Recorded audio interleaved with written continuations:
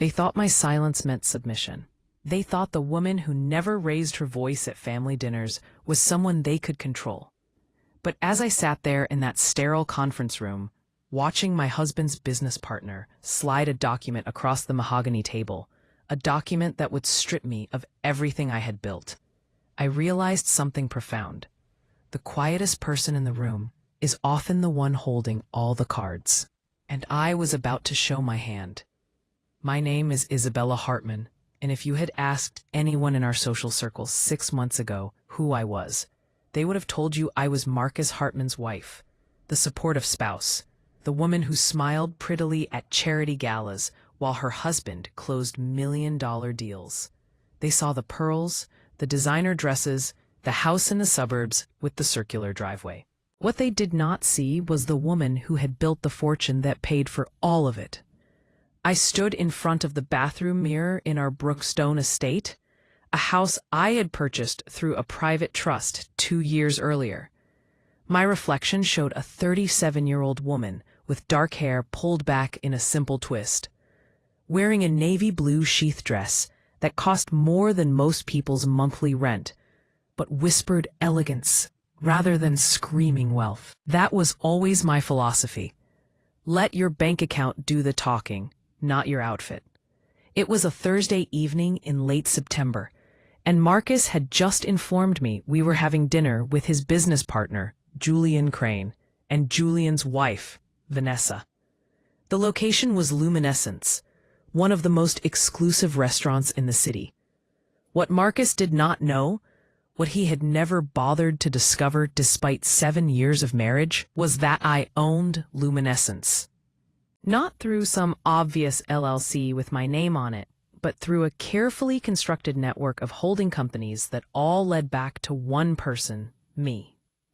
I had started my first tech company at 24, fresh out of Stanford, with a computer science degree and a head full of ideas that investors initially dismissed because I was young and female and did not fit their picture of what a founder should look like.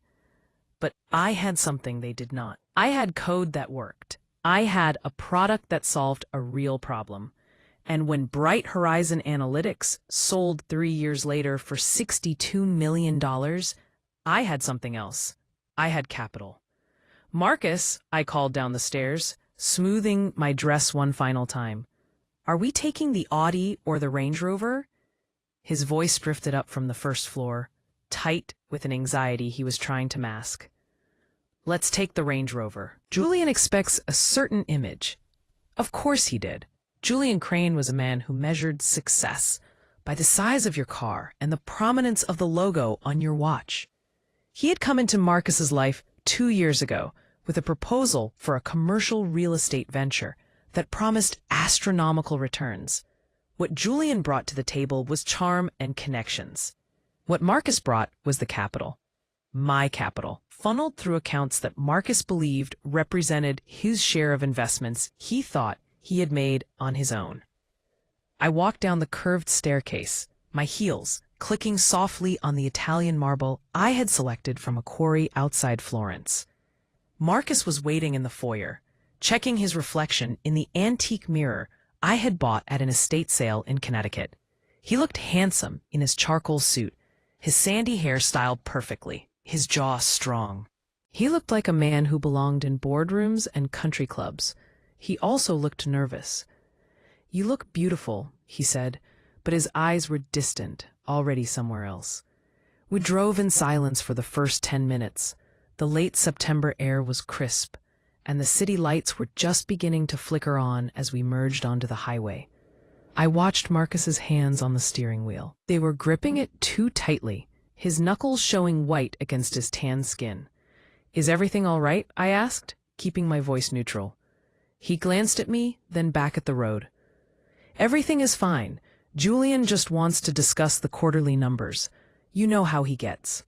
I did know how Julian got. I knew because I had spent the last 3 months quietly investigating the commercial real estate venture that was supposedly making Marcus such a successful entrepreneur.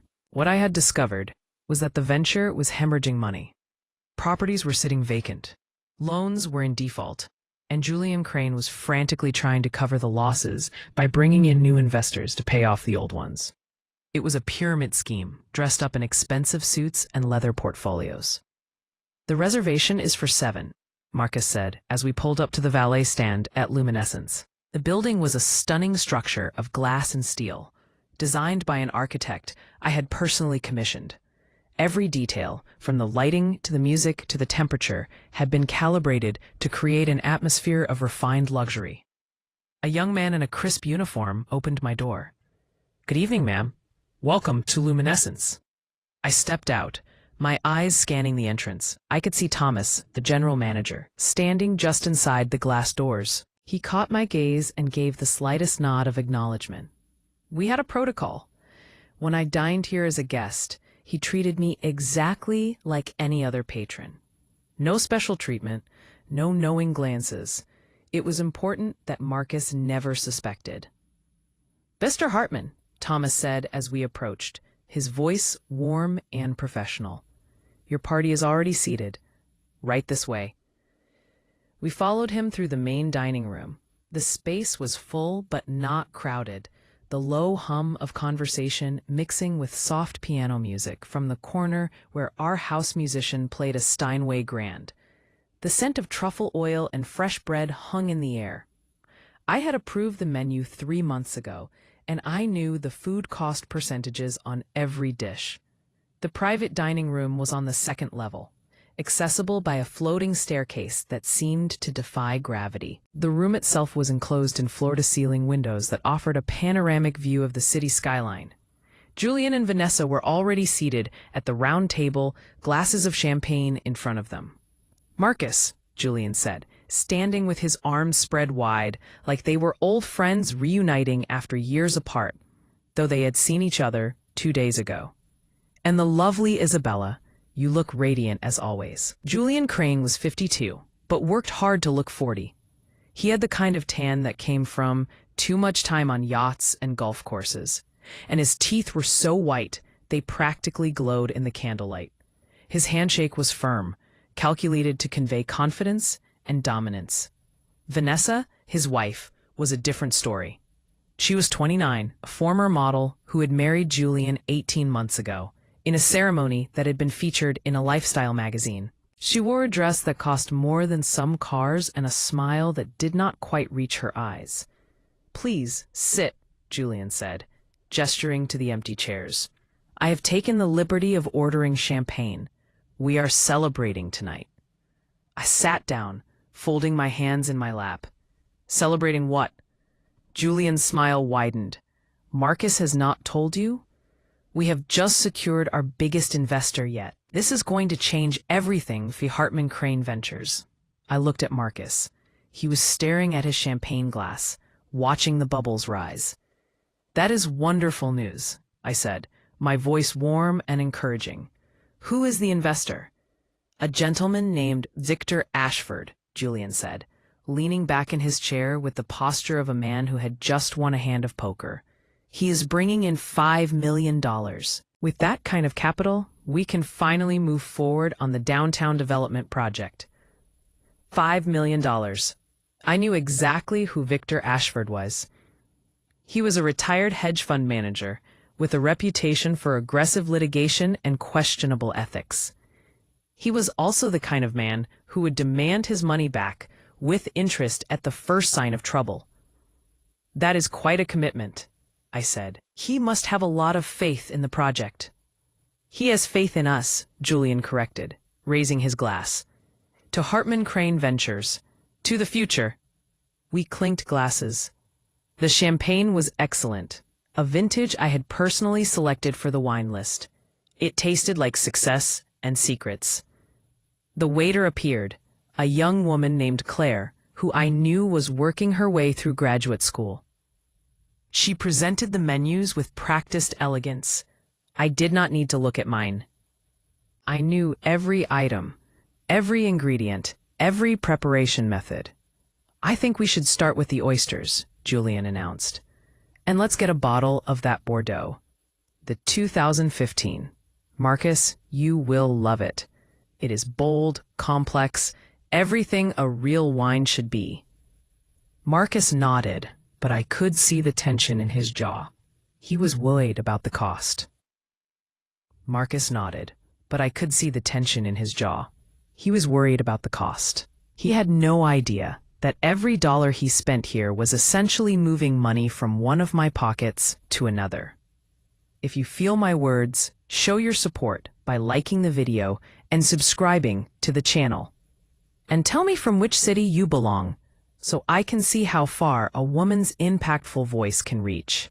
Help me build this community so we can bring more truthful stories for you. The oysters arrived on a bed of crushed ice, arranged like small treasures. Julian dominated the conversation, talking about market trends and zoning regulations and architectural renderings. He spoke with the confidence of a man who believed his own lies. Vanessa said very little, occasionally nodding or laughing at the appropriate moments. She had perfected the art of being decorative. Marcus was unusually quiet. He picked at his oysters, barely touching the wine. I could feel something building, a pressure in the air, like the moments before a thunderstorm. "Isabella," Vanessa said suddenly, turning her attention to me. "I've been meaning to ask, what do you do with your time? I mean, now that Marcus is so busy with the business, do you volunteer? Join clubs?" It was a question designed to diminish me, to reduce my existence to hobbies and pastimes. I smiled at her. "I stay quite busy," I said. "I do some consulting work. Technology sector mostly." "How nice," Vanessa said, her tone suggesting it was anything but. I tried working once. Modeling, obviously, but I found it so exhausting. I much prefer supporting Julian in his endeavors. A strong man needs a supportive wife. Do you not think? "I absolutely agree," I said. "Support is everything in a marriage." Julian laughed, a booming sound that carried across the room. "That is why I chose Vanessa. She understands her role, unlike some women who think they need to compete with their husbands." The comment hung in the air like smoke. I felt Marcus shift uncomfortably beside me. The main courses arrived. I had ordered the sea bass, prepared with a lemon caper sauce that our chef had spent weeks perfecting. Julian had the ribeye, cooked rare, blood pooling on the white plate. Marcus had ordered the same, though he was barely eating.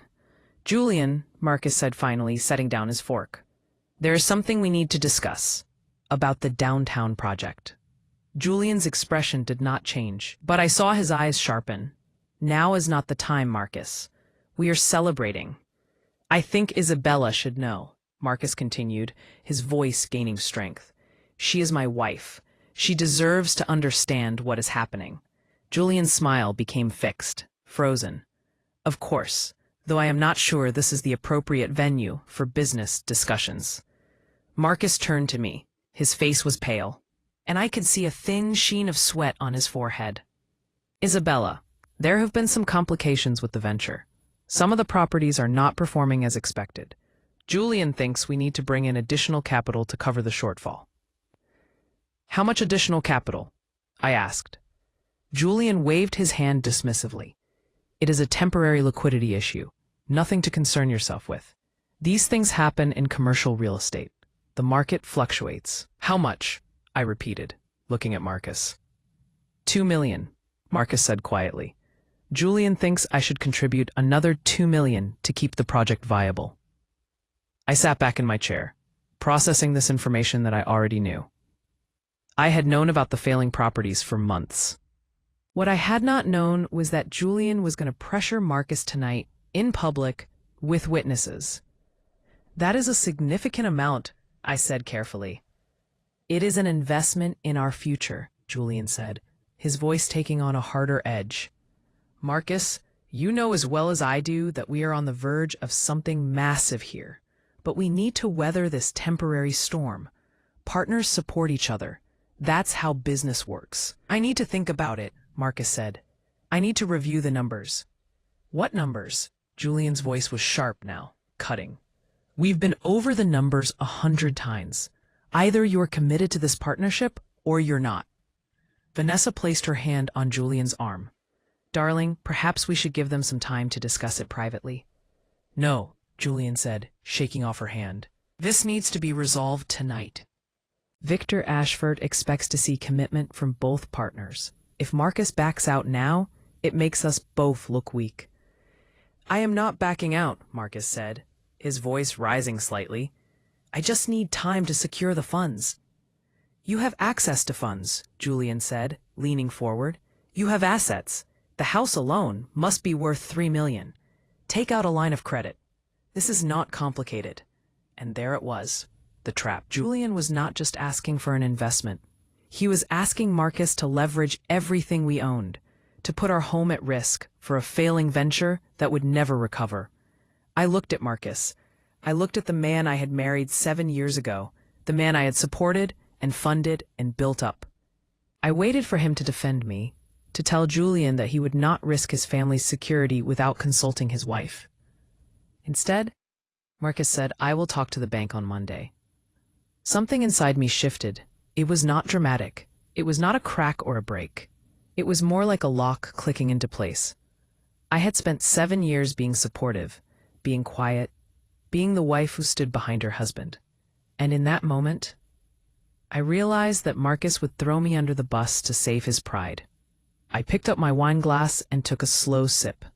The Bordeaux was perfect, rich and complex with notes of dark fruit and oak. Julian smiled, victory evident in his eyes. Excellent. I knew you would see reason. To partnerships.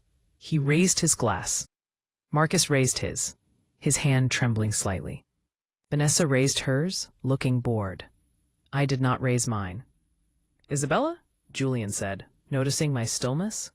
Are you not going to toast to your husband's success? I set my glass down gently. I have a question first, Julian. About the downtown development project. How many units are currently leased? The question caught him off guard. His smile faltered for just a second. That is proprietary information, Isabella. I do not think. I am asking because my husband is about to risk our home, I said, my voice calm but firm. I think I deserve to know the occupancy rate of the properties we are investing in. The occupancy rate is fine, Julian said dismissively. These things take time. The market. 12%, I said. The occupancy rate is 12%, which means 88% of the units are sitting empty. And according to the mortgage documents I reviewed, the properties are already in default on 3 separate loans. The table went silent. Marcus was staring at me with his mouth slightly open. Vanessa had stopped pretending to be interested and was now watching with genuine attention. Julian's face had gone very still. How did you? Marcus started, then stopped. How did I know? I asked. Because I did what you should have done before you signed the partnership agreement. I investigated. I pulled the county records. I reviewed the loan documents. I spoke to an attorney about what happens when commercial properties default. Julian's expression had shifted from charming to dangerous. You have been snooping into our business affairs? They are my husband's business affairs, I said, which makes them my concern. Isabella, Marcus said, his voice tight. Can we discuss this at home? No, I said. I think we should discuss it right here, right now. Because Julian is asking you to invest $2 million into a project that is failing. And when it collapses, and it will collapse, we will lose everything. Our home, our savings, everything. You do not understand business, Julian said, his voice dripping with condescension. This is a long-term play. Short-term losses are expected. I understand business perfectly well, I replied. I sold a company for $62 million when you were still trying to convince banks to give you your first commercial loan. I understand leverage and liquidity and what happens when you try to cover a pyramid scheme by bringing in new investors. The words were out. The accusation was made. Julian's face turned red. How dare you, he hissed. How dare you sit at this table and accuse me of running a pyramid scheme? I have built a legitimate business. You have built a house of cards, I said, And you want my husband to be holding the cards when it falls. Marcus grabbed my arm. His fingers dug into my skin. Isabella, stop. You're embarrassing me. I turned to look at him. Really? I'm the one embarrassing you? Julian stood up suddenly, his chair scraping loudly against the floor. This dinner is over. Marcus, if you cannot control your wife, then perhaps we need to reconsider our partnership entirely. That was the moment. That was the exact moment when I stopped being Marcus Hartman's supportive wife and became something else entirely. I stood up slowly, deliberately. I smoothed my dress and looked Julian Crane directly in the eyes. You are absolutely right, I said. This dinner is over, and so is your charade. I walked toward the door of the private dining room. Before I opened it, I turned back. By the way, Julian, I said, my voice carrying across the room. The occupancy rate I mentioned? I did not get that from public records. I got it from my property management company. The same company that manages this restaurant? The same company that owns the building you are standing in. I watched his face change as the realization hit him. My name is not just on the deed to the house Marcus wants to mortgage, I continued. It is on the deed to 6 restaurants, 4 commercial buildings, and a portfolio of residential properties worth $40 million. Everything Marcus thinks he built, I built it. Every investment he thinks he made, I funded it. And this restaurant where you just tried to humiliate me, I own it. I opened the door. Thomas was standing just outside, as I knew he would be. Thomas, I said, please prepare the bill for Mr. Crane's table, and make sure it includes the full bottle service fee for the champagne and the Bordeaux. No discounts. Yes, Mrs. Hartman, Thomas said, using my married name, but with a tone that made it clear he knew exactly who I was. I walked out of that private dining room. I walked down the floating staircase. I walked through my restaurant, past the diners who had no idea they had just witnessed the beginning of an earthquake. I walked out into the September night, and I did not look back. Behind me, I could hear Marcus calling my name. I could hear Julian's voice raised in anger. I could hear the clatter of silverware and the murmur of shocked conversation, but I kept walking. I pulled out my phone and called a car service. While I waited, I sent a text message to my attorney, a woman named Patricia Chen, who had helped me structure my holdings years ago. The text was simple. Need to meet first thing tomorrow. Preparing to file for divorce. We'll also need a forensic accountant to trace all funds invested in Hartman Crane Ventures. Suspect fraud and misappropriation. The car arrived 3 minutes later.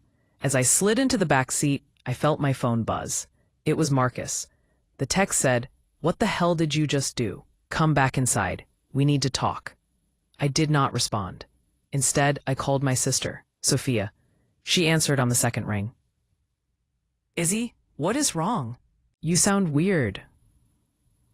"I need you to come to my house tomorrow," I said. "Bring a camera and a witness. I am going to need documentation of everything in the house before Marcus realizes what is happening." "Wait, what?" Sophia said. "What is going on?" "I just ended my marriage," I said, "and possibly sent a man to prison for fraud. Can you help me?" There was a pause. Then Sophia said, "I will be there at 8 in the morning. Do you need a place to stay tonight?" "No," I said, looking out at the city lights streaming past the window. "I am going home. It is my house. He can leave." That night, I slept in the guest room. Not because I was afraid of Marcus, but because I wanted space to think. He did not come home until after 2 in the morning. I heard him stumbling through the house, slamming doors, muttering to himself. At one point, he stood outside the guest room door, and I heard him try the handle. I had locked it. He knocked. Softly at first, then harder. "Isabella," he said, "we need to talk about this. You cannot just blow up my life like this." I did not answer. "I know you are in there," he said, his voice getting louder. "This is my house too. You cannot lock me out." Actually, I thought but did not say, "I can." Because it is my house. The deed is in my name, held through a trust you never bothered to investigate. Eventually, he gave up. I heard him walk away, heard his footsteps heavy on the stairs, heard him go into our bedroom, our former bedroom. I lay in the dark, staring at the ceiling, running through everything I would need to do. File for divorce, separate all financial accounts, change passwords, secure documentation, protect my assets. And then there was Julian Crane. I knew enough about his operation now to know he had committed fraud. He had lied to investors about property values and occupancy rates. He had created false financial statements. And if I was right, he had been siphoning money out of the venture into personal accounts. I could destroy him. The question was whether I wanted to. The answer came quickly, yes. Not because I was vindictive, but because men like Julian Crane hurt people. They ruined lives. They took money from investors who trusted them and left wreckage behind. If I did nothing, he would find another Marcus to manipulate, another family to destroy. The next morning, Sophia arrived at exactly 8 a.m. with her husband David, who was a notary. They brought cameras and a legal pad and 3 extra-large coffees. Sophia hugged me tightly. "Are you okay?" "I am better than okay," I said. "I am clear." We spent 4 hours documenting everything in the house, every piece of furniture, every painting, every appliance. We opened safes and photographed jewelry. We went through files and made copies of documents. David notarized statements about the condition of the property. Marcus emerged around noon, looking haggard and angry. He stopped short when he saw Sophia and David. "What is this?" he demanded. "This is documentation," I said calmly, "for the divorce proceedings." "You cannot be serious," he said. "Isabella, we have been married for 7 years. You cannot just end it because of one argument." "It was not one argument, Marcus. It was 7 years of me building everything while you took credit. It was you being willing to risk our home without even consulting me. It was you telling me to stop when I tried to protect us from a con artist." "Julian is not a con artist," Marcus shouted. "He is a businessman." "He is a criminal," I said. "And I have already contacted the SEC. They will be opening an investigation into Hartman Crane Ventures by Monday." Marcus went pale. "You did what?" "I reported securities fraud," I said, "which is my legal obligation once I became aware of it." "You are destroying me," he whispered. "No," I said. "You destroyed yourself. I am just refusing to go down with the ship." Marcus looked around the room at Sophia and David, at the cameras and the paperwork. He seemed to realize for the first time that this was real, that I was serious, that his life as he knew it was over. "Where am I supposed to go?" he asked. "That is not my problem," I said. "But you need to leave this house, today." "This is my home," he said, his voice breaking. "No," I said gently but firmly. "It is not. It never was. The deed is in my name. The mortgage is in my name. You have been living in my house, driving my cars, spending my money, and calling it yours. But it was always mine." I watched him process this information. I watched the realization spread across his face like a stain. "I want you out by 6 p.m. tonight," I said. "Take your personal belongings. Everything else stays." "You cannot do this," he said. But there was no conviction in his voice. He knew I could. Marcus left at 4 p.m. with 3 suitcases and a box of personal items. He did not say goodbye. He did not apologize. He just loaded his things into his car, the car I had purchased 2 years ago, and drove away. I stood at the window and watched him go. I felt nothing. No sadness, no relief, just a vast, empty calm. Sophia came and stood beside me. "Are you sure about this?" "I have never been more sure of anything," I said. Over the next 2 weeks, things moved quickly. My attorney filed for divorce, citing irreconcilable differences. Marcus's attorney tried to claim he was entitled to half of everything. My attorney responded with documentation showing that every asset was held in my name alone, acquired before or during the marriage with my separate property funds. The SEC opened their investigation into Julian Crane. Within days, they had frozen his accounts and issued subpoenas for all financial records related to Hartman Crane Ventures. The local news picked up the story. Businessman under investigation for securities fraud. Julian's face was on the evening news, looking haggard and cornered. Marcus called me once, 2 weeks after he moved out. "Isabella," he said. His voice sounded hollow. "Julian is threatening to sue me. He says this is all your fault, that you sabotaged the business." "Did you steal investor money, Marcus?" I asked. "No, of course not. That was all Julian. You just what?" "I just did not ask questions," he admitted. "I wanted to believe it was real. I wanted to be successful." "You were successful," I said. "You just did not realize it was my success, not yours." He was quiet for a moment. Then he said, "I'm sorry. For what it's worth, I'm sorry." "It's worth very little," I said. "But I appreciate you saying it." We hung up. It was the last time we spoke directly. The divorce was finalized 3 months later.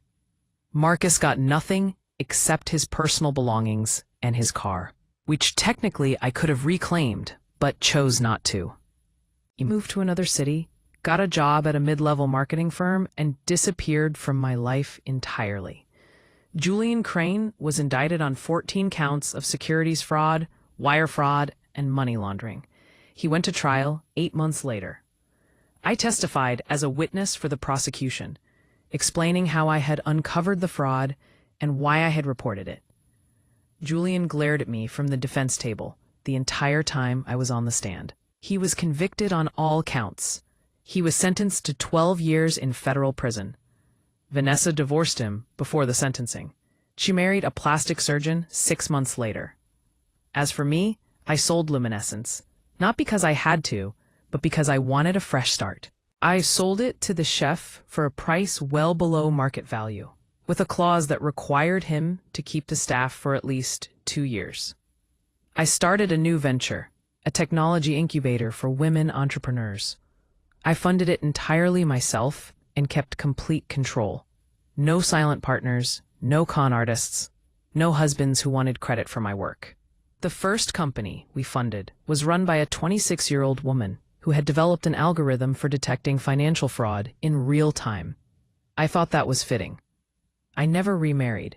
I dated occasionally, but I was careful. I had learned my lesson about trusting too easily, about supporting too generously, about staying silent too long. Sometimes, late at night, I would think about that dinner at Luminescence. I would remember the look on Julian's face when I revealed I owned the restaurant. I would remember Marcus calling my name as I walked out. And I would smile, because in that moment I had stopped being someone's wife and become myself again. I had stopped whispering and started speaking. And the sound of my voice, calm and clear and absolutely certain, had brought down an empire built on lies. If you feel my words, show your support by liking the video and subscribing to the channel. And tell me from which city you belong, so I can see how far a woman's impactful voice can reach. Help me build this community so we can bring more truthful stories for you. But the story did not end there, because 6 months after the divorce was finalized, I received a phone call that would change everything again. It was a Tuesday morning in early spring. I was sitting in my office at the technology incubator, reviewing pitch decks from 3 new applicants, when my assistant buzzed me. "Mrs. Hartman," she said, though I had asked her repeatedly to just call me Isabella. "There is a woman here to see you. She does not have an appointment, but she says it is urgent. Her name is Charlotte Ashford." Charlotte Ashford. The name sounded familiar, but I could not place it immediately. "Send her in," I said. The woman who entered my office was in her early 50s, impeccably dressed in a cream-colored suit that screamed old money. Her hair was silver, cut in a sharp bob, and her eyes were the pale blue of Arctic ice. "Mrs. Hartman," she said, extending her hand. "Thank you for seeing me without notice. I am Charlotte Ashford, Victor Ashford's wife." And there it was. Victor Ashford, the investor who had put $5 million into Julian Crane's fraudulent venture. The man who was now suing Marcus for return of his investment, even though Marcus had no money to return. "Please, sit," I said, gesturing to the chair across from my desk. Charlotte sat down, placing her Hermes bag carefully on the floor beside her. She looked at me with an expression I could not quite read. Calculation mixed with something that might have been respect. "I imagine you are wondering why I am here," she said. The thought crossed my mind, I admitted. Charlotte smiled. It was a thin, sharp smile. "I want to thank you." I blinked. That was not what I had expected. "Thank me? For exposing Julian Crane?" she said. "My husband lost $5 million in that venture." "Yes. But he was prepared to invest an additional $20 million. If you had not come forward when you did, we would have lost everything." "I did not do it for you," I said carefully. "I did it because it was right." "I know," Charlotte said. "That is why I am here. Mrs. Hartman, may I be frank with you? Please." "My husband is an idiot," Charlotte said. The bluntness of the statement was startling.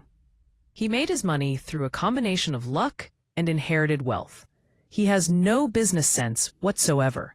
He invests based on gut feeling and handshakes, and the lies of charming men like Julian Crane. I have spent 30 years watching him make terrible decisions." "I see," I said, not sure where this was going. "2 months ago," Charlotte continued, "I went to see an attorney. I asked about divorce, about separating my assets from my husband's before he loses everything we have.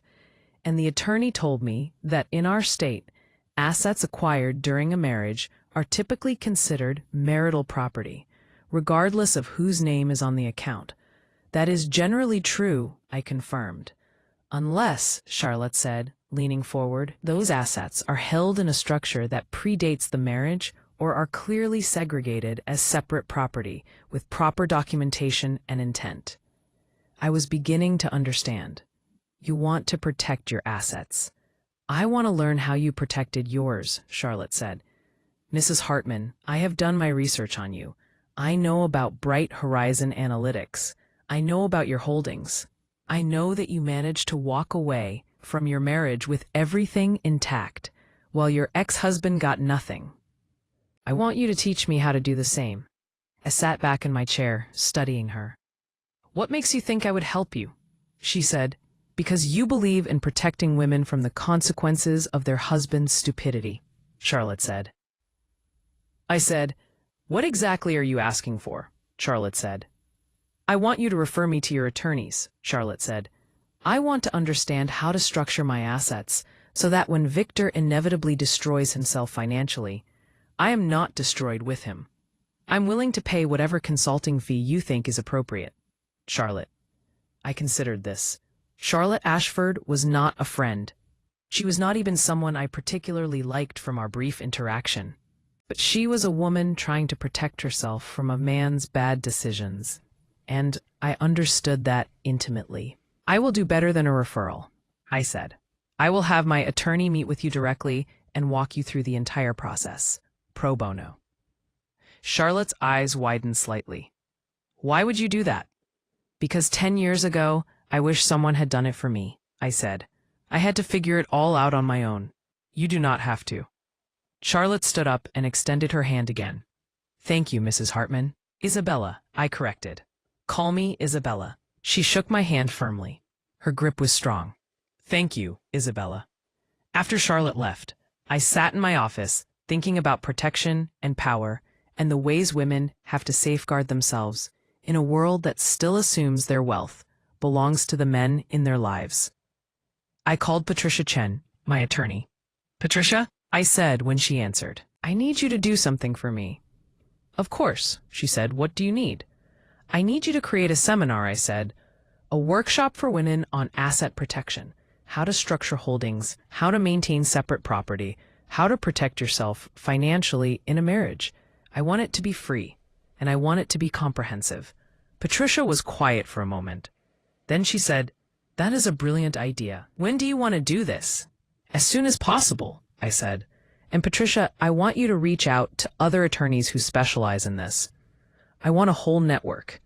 I want women across the country to have access to this information." "Consider it done," Patricia said. That seminar became the foundation for something bigger.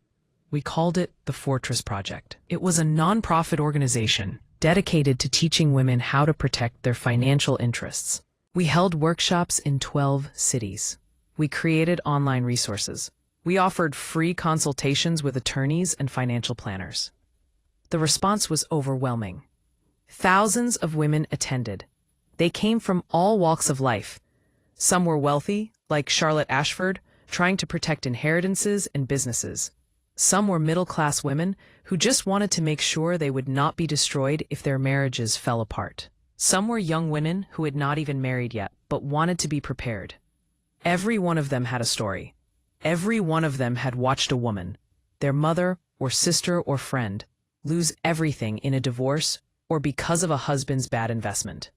They were tired of being vulnerable. They wanted tools. We gave them tools.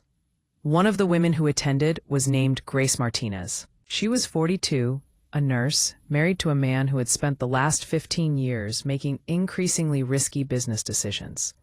She came to one of our workshops in Phoenix. After the session, she approached me. "Mrs. Hartman," she said. "Isabella," I corrected automatically. "Isabella," she said again, her voice shaking. "I just want to say thank you. I have been feeling so helpless for so long. My husband opened a restaurant last year without telling me. He used our savings as collateral. The restaurant is failing, and we are about to lose our house. I did not know I could do anything about it." "You can," I told her. "It is not too late." Grace worked with one of our attorneys. They helped her understand her options. She ended up filing for separation of assets, a legal maneuver that protected her income and her portion of the remaining savings. Her husband's restaurant sailed 6 months later, but Grace did not lose everything. She kept her home. She kept her security. She sent me a card afterwards. It just said, "You saved my life." I kept that card in my desk drawer. On hard days, when I questioned whether any of this mattered, I would take it out and read it. Meanwhile, the fallout from Julian Crane's conviction continued. Several of his investors filed civil suits. Marcus was named as a defendant in 3 of them, even though he had been as much a victim as an accomplice. He could not afford an attorney, so he represented himself. He lost all 3 cases. He declared bankruptcy. I heard about it through mutual acquaintances. Part of me felt a twinge of pity, a very small part. The rest of me remembered him gripping my arm at dinner, telling me I was embarrassing him, willing to mortgage our home without consulting me. I did not reach out. 2 years after the divorce, I was invited to speak at a conference for women in technology. The keynote address. I almost said no. Public speaking had never been my strength. I preferred the background, the strategy, the quiet work of building systems and structures. But then I thought about all the years I had stayed quiet. All the times I had let Marcus take credit, let Julian dominate the conversation, let people assume I was just the supportive wife. I accepted the invitation. The conference was in Seattle, held in a massive convention center with over 2,000 attendees. I stood backstage, wearing a charcoal gray suit and a simple gold necklace, listening to the moderator introduce me. Our keynote speaker today built and sold her first company for $62 million before the age of 30. She is the founder of the Fortress Project, a nonprofit dedicated to financial literacy and asset protection for women. She is a venture capitalist, an entrepreneur, and a fierce advocate for women in business. Please welcome Isabella Hartman. The applause was thunderous. I walked out onto the stage, into the lights, in front of thousands of women who had paid to be there, who wanted to hear what I had to say. I stood at the podium and looked out at them. For 7 years, I began, my voice steady and clear. I was invisible. I built companies and I managed investments and I created wealth, but I did it quietly. I let someone else take the credit because I thought that was what a good wife did. I thought supporting my husband's ego was more important than claiming my own achievements. The room was silent, everyone listening. And then one night, I continued. I sat at a dinner table and watched my husband agree to risk everything we had without even asking my opinion. I watched his business partner try to humiliate me. I watched them assume I was just a decoration, just a name on a marriage certificate. I paused, remembering that night at Luminescence, the weight of the silverware in my hands, the taste of the Bordeaux, the moment I decided to stop being invisible. And I realized something, I said. My silence was not protecting anyone. It was not keeping the peace. It was just making me complicit in my own erasure. I told them the story. Not all of it, but enough. I told them about discovering the fraud. I told them about walking out of the restaurant. I told them about taking back my life. When I finished, the applause lasted for 3 minutes. Women were standing. Some were crying. A woman in the front row mouthed the words, "Thank you." After the speech, there was a meet and greet. A line of women waited to talk to me, to shake my hand, to share their stories. One woman told me about leaving an abusive marriage with nothing but a suitcase. Another told me about discovering her husband had a second family in another state. Another told me about fighting for custody of her children while her ex-husband used their shared business to control her. Every story was different. Every story was the same. They had all been told, in one way or another, that their voices did not matter, that their contributions were not valuable, that they should be grateful for whatever scraps of recognition they received. And they were done being quiet. 3 years after the divorce, I was having lunch with Sophia at a small bistro near my office. We were talking about her daughter, my niece Emma, who was starting college in the fall. "She wants to study business," Sophia said. "She keeps talking about your incubator. I think you are her hero." "That is terrifying," I said. But I was smiling. Sophia laughed. "You are good at this, Izzy, at helping people. At building things that matter. Are you happy?" It was a simple question, but it made me pause. Was I happy? I thought about my life. I thought about the incubator, the women we had funded, the businesses they were building. I thought about the Fortress Project, the workshops, the women like Grace Martinez who had been saved from financial ruin. I thought about the speeches I was giving, the conversations I was having, the systems I was changing. "Yes," I said, "I am happy." And I was. Not in the way I had been happy in my marriage, that shallow contentment that came from not making waves. This was something deeper. This was the satisfaction of knowing my life mattered, that my work had impact, that my voice was being heard. That night, I was going through some old files, preparing to donate them to an archive of women business leaders, when I found a letter I had written to myself 10 years earlier. It was dated 2 weeks before I met Marcus. I had just sold Bright Horizon Analytics. I had just become wealthy beyond my wildest expectations. And I had written myself a letter about who I wanted to be. The letter said, "I want to build things that last. I want to create opportunities for other people. I want to use my success to lift others up. I want to be brave and honest and true to myself. I want my life to mean something." I read it twice, then I set it down on my desk and realized something profound. For 7 years, I had abandoned that vision. I had made myself smaller to fit into Marcus's life. I had hidden my success to protect his ego. I had betrayed the woman who wrote that letter. But I was not betraying her anymore. I picked up my phone and called Patricia Chen. "Patricia," I said, "I want to start something new." "Tell me," she said. "I want to create a fund," I said. "A venture capital fund exclusively for women-led startups. I want to put $50 million into it, and I want to structure it so that the founders retain control. No boards full of men telling them what to do. No investors demanding they hire a male CEO to be taken seriously. Just capital and support and trust. Patricia was quiet for a moment. Then she said, "That is ambitious." "I know," I said, "but I can do it. I have the resources. I have the network. I just need the structure." After Patricia said, "I will have a proposal for you by next week." The fund launched 6 months later. We called it Hartman Ventures. I was the sole general partner. We funded 12 companies in the first year. 12 women who had brilliant ideas and no access to capital because investors did not think they looked like founders. One of those companies was run by a woman named Alicia Thompson.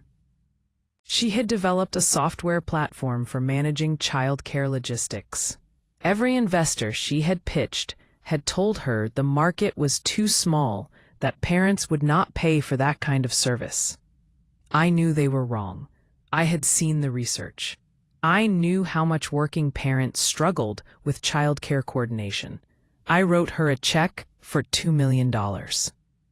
18 months later, her company was valued at $50 million.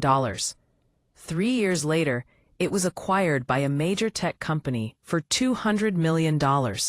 Alicia called me the day the acquisition closed. "Isabella," she said, her voice thick with emotion, "I do not even know what to say. You believed in me when no one else would." "That is what we do," I said. "We believe in each other." But the success stories were not the only reason I kept going. There were failures too. Companies that did not make it. Founders who struggled. Markets that shifted. But even in failure, there was value. Because the women I funded learned. They grew. They built networks and skills and confidence.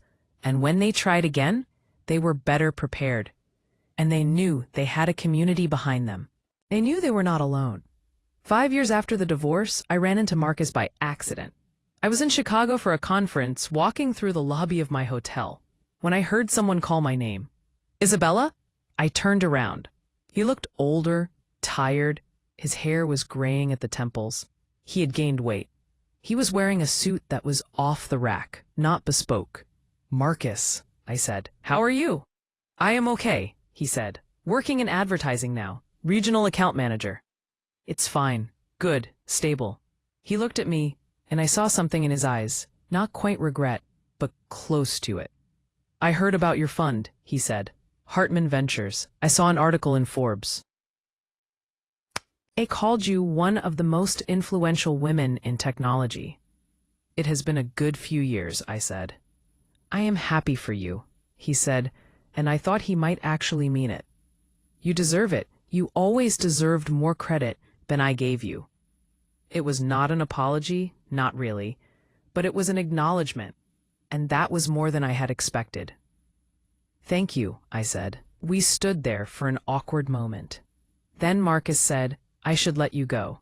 I'm sure you are busy." "Take care of yourself, Marcus," I said. "You too, Isabella." I watched him walk away, back into whatever life he had built after everything fell apart. I felt nothing. No anger, no satisfaction. Just a vast neutrality. He was a stranger now. A person I used to know in a life that no longer belonged to me. I went upstairs to my hotel room. I had a speech to prepare for the next day. Another conference, another 1,000 women waiting to hear about building businesses and protecting assets and claiming their power. I sat at the desk and opened my laptop. As I started typing notes for my speech, I thought about the woman I had been 5 years ago. The woman who sat at a dinner table and stayed silent while men discussed her future without her. That woman was gone. She had walked out of a restaurant into the night, and she had never looked back. This woman, the one typing in a hotel room in Chicago, preparing to stand in front of thousands of people. This woman was someone different, someone stronger, someone unafraid. Someone who had learned that the quietest person in the room is often the one holding all the cards. And I had just begun to play my hand. The speech the next day was titled "The Cost of Silence." I talked about what we lose when we do not speak up. I talked about the price women pay for being accommodating, for being supportive, for letting others take credit for our work. I talked about what it takes to find your voice, not just to speak, but to speak with authority, to speak with certainty, to speak with the knowledge that you have earned the right to be heard. After the speech, a young woman approached me.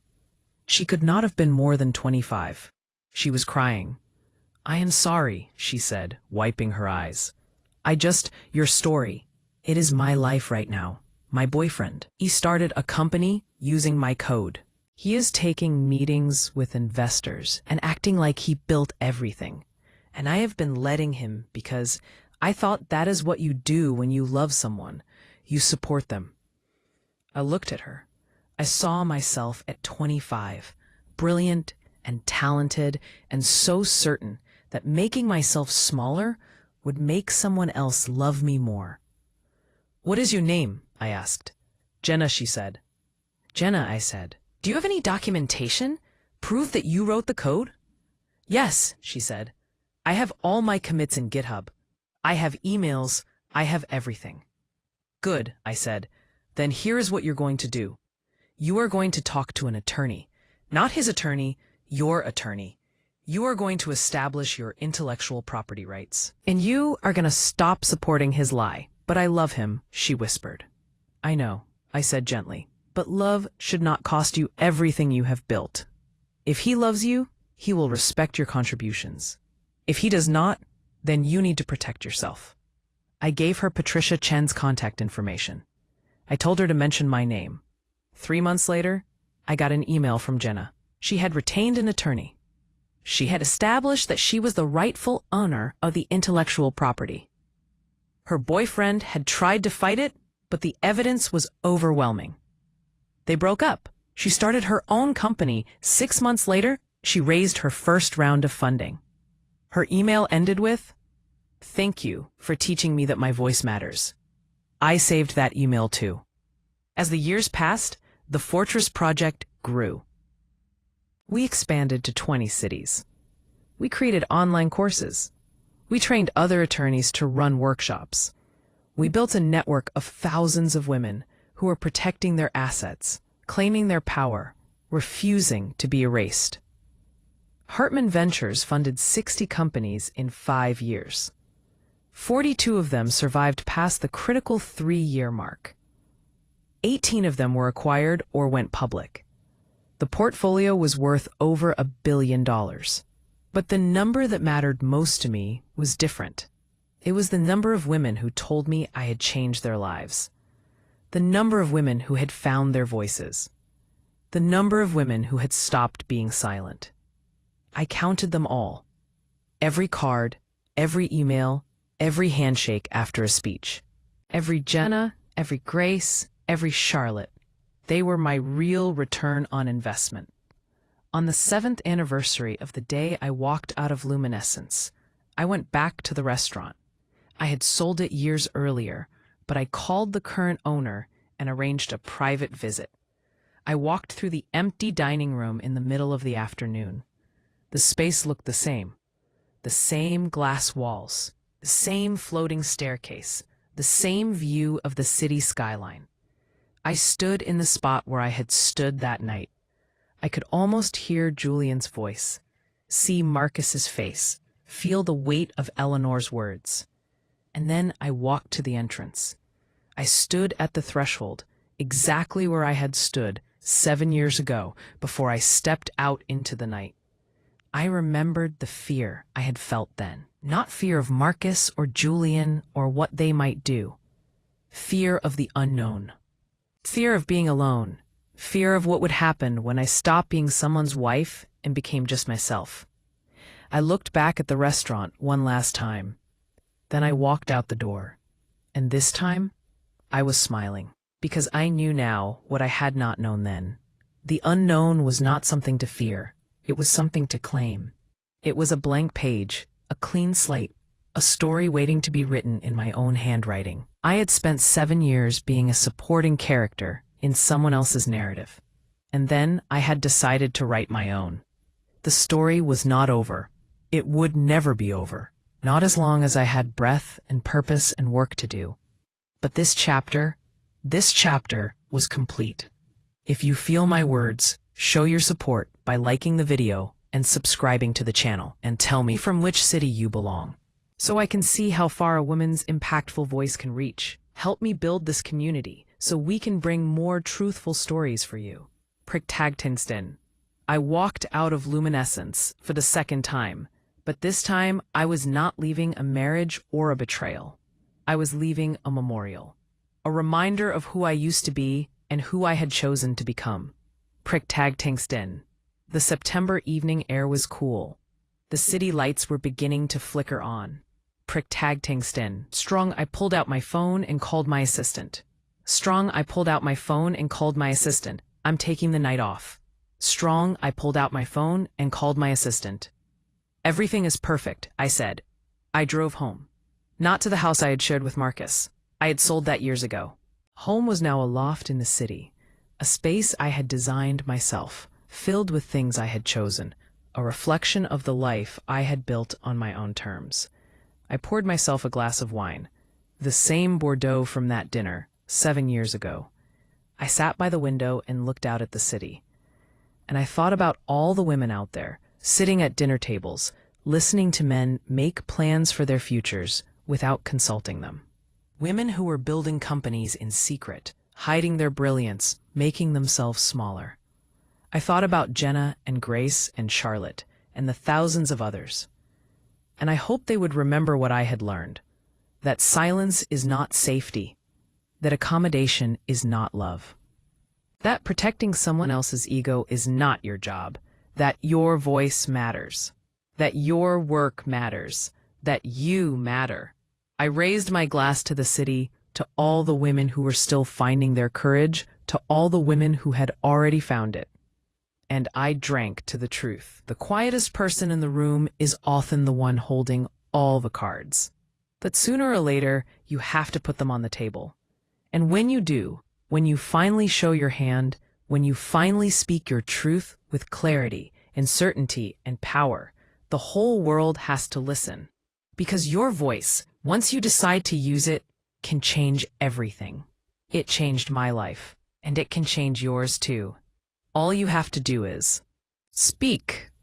10 years after I walked out of luminescence, I received an invitation that surprised me.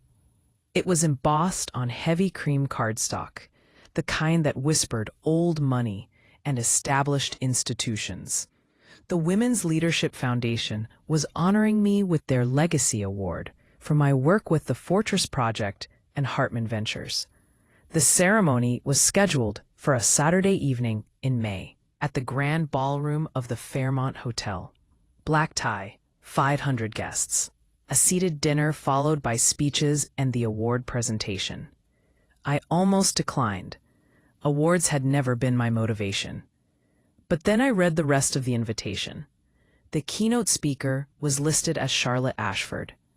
Charlotte, the woman who had walked into my office 10 years ago, asking me to teach her how to protect her assets from her husband's terrible investments. I had not spoken to her in years, though I had followed her career from a distance. After her divorce from Victor, she had taken control of her family's investment portfolio and grown it by 400%. She had become one of the most respected investors in the country. I accepted the invitation. The night of the ceremony, I stood in front of my closet trying to decide what to wear. My assistant, Maya, had helped me narrow it down to 2 options: a red gown that made a statement, or a simple black dress that let my work speak for itself. I chose the black dress. It was elegant, understated, and expensive in a way that did not announce itself. I paired it with diamond earrings, my only extravagance, and simple heels. Maya had arranged for a car to pick me up at 6. As I rode through the city toward the Fairmont, I found myself thinking about the last formal event I had attended. It had been Marcus's 40th birthday party, just months before the divorce. He had rented out an entire restaurant and invited 200 people to celebrate. He had given a speech thanking everyone for their support, for believing in him, for being part of his journey. He had not mentioned me once, not even as an aside. I had stood in the back of the room, holding a glass of champagne I was not drinking, and realized I was completely invisible in my own marriage. That night had been one of the final straws, one of the many moments that had accumulated into the critical mass necessary for me to finally walk away. The car pulled up to the Fairmont. A red carpet stretched from the curb to the entrance, lined with photographers and reporters. I had not expected media attention, but apparently the event was newsworthy enough to warrant coverage. As I stepped out of the car, flashbulbs went off. Someone called my name. "Miss Hartman, over here. Can you tell us about the new initiatives at the Fortress Project?" "Ms. Hartman, is it true you are planning to expand Hartman Ventures internationally?" I smiled politely and kept walking. Maya had coached me on this. Be gracious, but do not stop. Save your words for inside. The grand ballroom was magnificent. Crystal chandeliers hung from a ceiling painted with classical frescoes. Round tables covered in white linen filled the space, each set for 8 with elaborate floral centerpieces. At the front of the room was a raised stage with a podium and a screen for presentations. I was seated at table 1, directly in front of the stage. To my right was Patricia Chen, my attorney and now the executive director of the Fortress Project. To my left was an empty chair with a place card that read, Charlotte Ashford. Patricia hugged me when I sat down. "You look beautiful," she said, "and terrified. Are you okay?" "I'm fine," I said, "just not used to being the center of attention." "We'll get used to it," Patricia said with a smile. "You have changed a lot of lives, Isabella. People want to honor that." The other guests at our table introduced themselves. There was a senator who had championed legislation to improve financial literacy education in schools. There was a CEO of a major tech company who had implemented mandatory asset protection workshops for all employees going through divorce. There was a judge who specialized in family law and had used our materials to help women navigate complex financial settlements.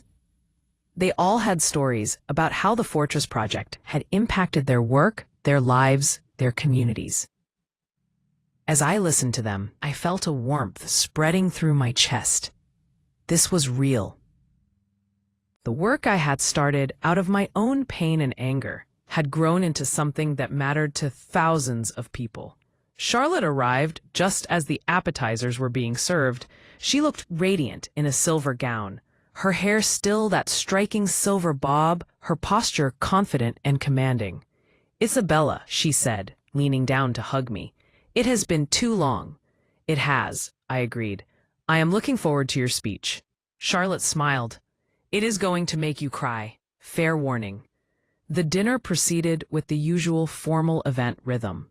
Salad, then a fish course, then the main entree. Conversation at our table was lively, intelligent, and focused on the work we all cared about. Nobody asked me about my personal life, or whether I was dating, or why I had never remarried. They asked me about funding strategies and legal structures and how to scale impact. It was refreshing. After dessert, the lights dimmed and the program began. The Foundation's director gave a brief welcome speech, then introduced Charlotte. Charlotte walked to the podium with the easy confidence of someone who had spent years in boardrooms, commanding respect. She adjusted the microphone and looked out at the crowd. 10 years ago, she began, I was trapped. Not physically, not violently, but financially. I was married to a man who was systematically destroying our family's wealth through bad investments and worse judgment, and I felt completely powerless to stop it. The room was silent. 500 people listening to Charlotte's story. I went to see an attorney, she continued. I asked about divorce, about protecting myself. And the attorney told me it would be difficult, complicated, expensive, that I would probably lose half of everything, even though I had done nothing wrong. I left that office feeling hopeless. Charlotte paused, her eyes scanning the room until they found mine. And then a friend told me about a woman named Isabella Hartman, a woman who had built a fortune, protected it through a divorce, and was now teaching other women how to do the same. I made an appointment.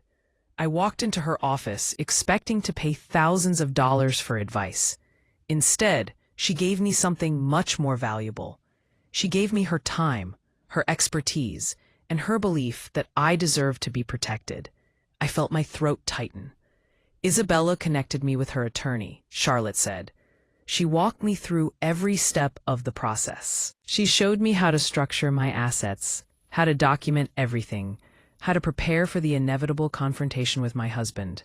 And when I tried to pay her, she refused. She said the only payment she wanted was for me to help the next woman who needed it. Charlotte's voice was steady, but I could see emotion in her eyes. That was the beginning of the Fortress Project, she said. That philosophy of women helping women, of knowledge shared freely, of protection as a right, not a privilege. In the 10 years since that conversation, the Fortress Project has helped over 50,000 women protect their financial interests. 50,000 women who might otherwise have lost everything. The room erupted in applause. I felt tears welling up in my eyes. But the impact goes beyond the numbers, Charlotte continued, because every woman who protects herself sends a message to her daughters, her sisters, her friends. The message is this: you do not have to be a victim. You do not have to accept financial abuse or manipulation or control. You have options. You have power. You have rights. More applause. Patricia reached over and squeezed my hand.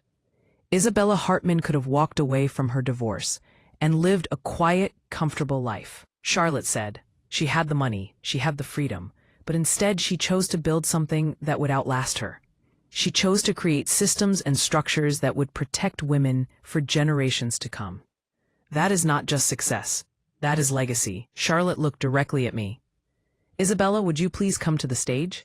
I stood up, my legs shaking slightly. Patricia gave me an encouraging nod. I walked to the stage, the applause growing louder as I climbed the steps.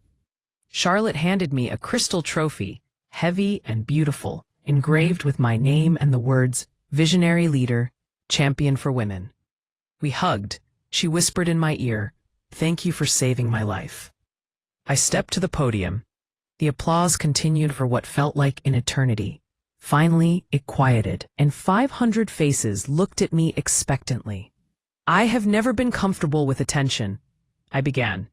For most of my life, I preferred to work in the background, to let others take credit, to stay quiet and safe and invisible. I paused, gathering my thoughts. That changed one night 10 years ago when I sat at a dinner table and realized that my silence was not protecting me, it was erasing me. I was disappearing into someone else's story, and if I did not speak up, I would cease to exist entirely. I looked out at the crowd. I saw women of all ages, all backgrounds, all stories. What I learned that night, I continued, is that our voices are not luxuries. They are necessities.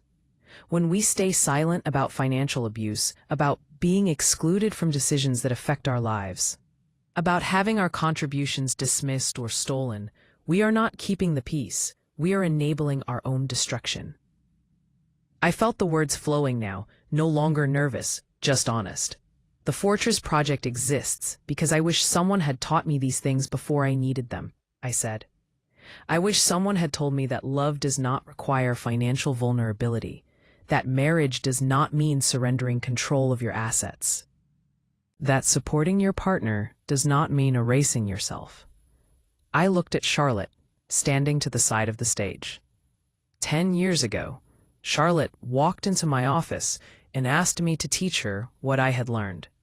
And I realized that my painful experience could become someone else's protection, that my mistakes could become lessons, that my voice, which I had suppressed for so long, could help other women find theirs. The room was absolutely silent now.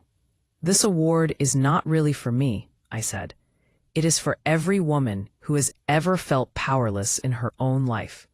Every woman who has been told her contributions do not matter. Every woman who has watched her work be credited to someone else. This is for all of you who are done being silent, who are done being invisible, who are ready to claim your power and use your voice. The applause started again. I left the stage and returned to my seat, my heart pounding. The rest of the evening passed in a blur. People approached our table to congratulate me, to share their stories, to thank me for the work. I listened to each one, shook each hand, hugged each woman who needed it. As the event was winding down, a woman in her 30s approached me. She looked nervous, clutching a small notebook. "Miss Hartman," she said, "I'm sorry to bother you. I know you've been talking to people all night, but I needed to tell you something." "Please," I said, "I'm listening." "5 years ago," she said, "I was married to a man who controlled everything. Every dollar I spent, every purchase I made, every decision about our finances. He convinced me it was normal, that he was just better with money, that I should trust him." I nodded, recognizing the pattern. "Then I found the Fortress Project online," she continued. "I took one of the workshops, and I learned that what was happening to me was financial abuse, that I had rights, that I could protect myself." "What happened?" I asked gently. "I hired an attorney," she said. "I've documented everything. I discovered he had been hiding assets, lying about income, preparing to divorce me and leave me with nothing. But because I had learned how to protect myself, I was ready. I got a fair settlement. I kept my business. I rebuilt my life." She paused, her eyes filling with tears. "I have a daughter," she said. "She is 8 years old. And because of what I learned, I am going to teach her something I never knew. That her financial independence is not negotiable. That she should never give anyone else control over her security. That her voice matters." She reached out and took my hand. "You did not just save me," she said. "You saved my daughter's future." I could not speak. I just squeezed her hand and nodded. "That is why I do this work," I managed to say finally. "For daughters and granddaughters and the women they will become." The woman thanked me again and disappeared back into the crowd. I stood there for a moment, overwhelmed by the weight of what we had built. Patricia came up beside me. "Ready to go home?" she asked. "Not yet," I said. "I think I need a minute." I walked out to the balcony overlooking the city. The May air was warm, carrying the scent of spring flowers from the garden below. As city lights spread out before me like a constellation of possibilities, I thought about the woman I had been 20 years ago, young, brilliant, eager to build something meaningful. I thought about the woman I had become during my marriage, smaller, quieter, invisible. And I thought about who I was now, not defined by who I had been married to or what I had lost, but by what I had built and who I had helped. The journey had been painful.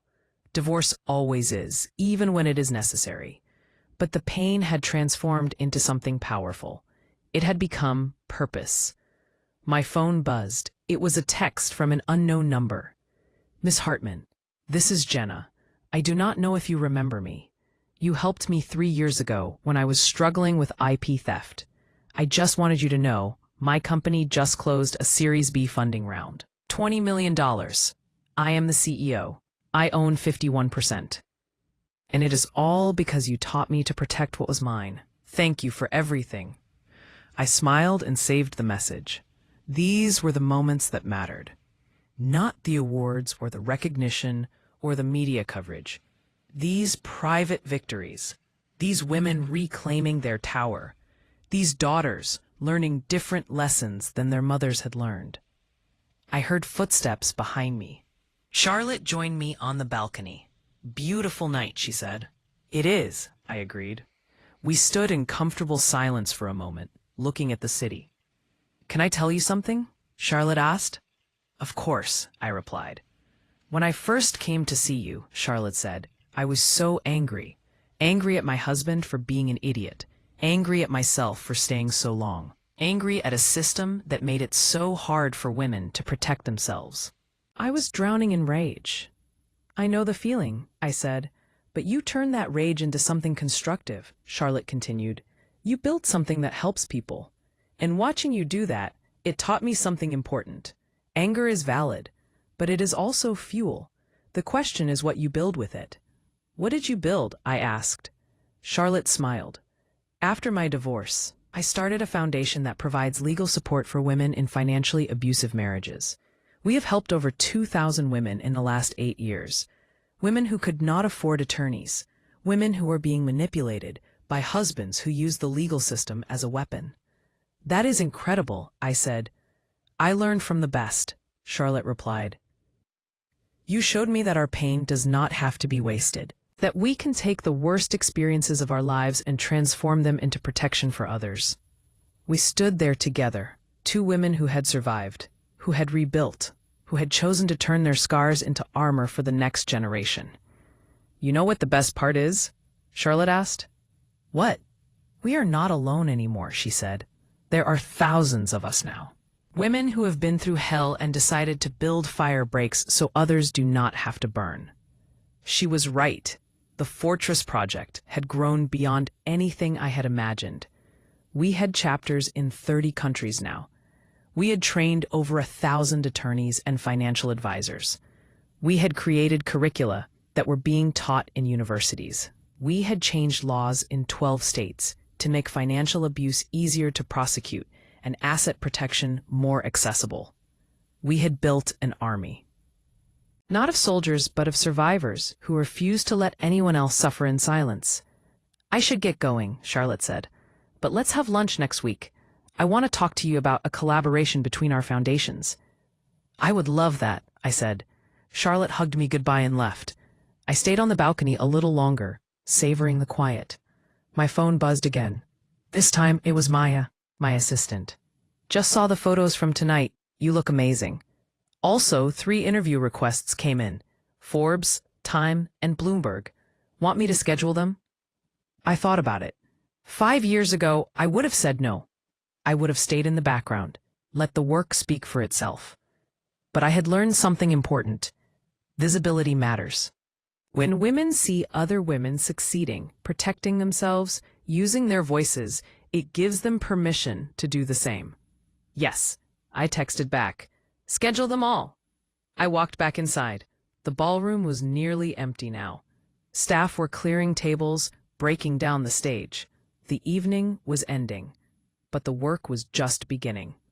I collected my things and headed toward the exit. As I walked through the lobby, I passed a group of younger women, probably in their 20s, still in their formal gowns, sitting in a circle of chairs, talking animatedly. Did you hear her speech? One of them was saying. About how silence is not protection?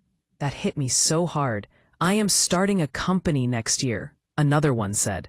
And I am definitely taking one of those asset protection workshops first. I am not making the same mistakes my mom made. I slowed down, listening without being obvious.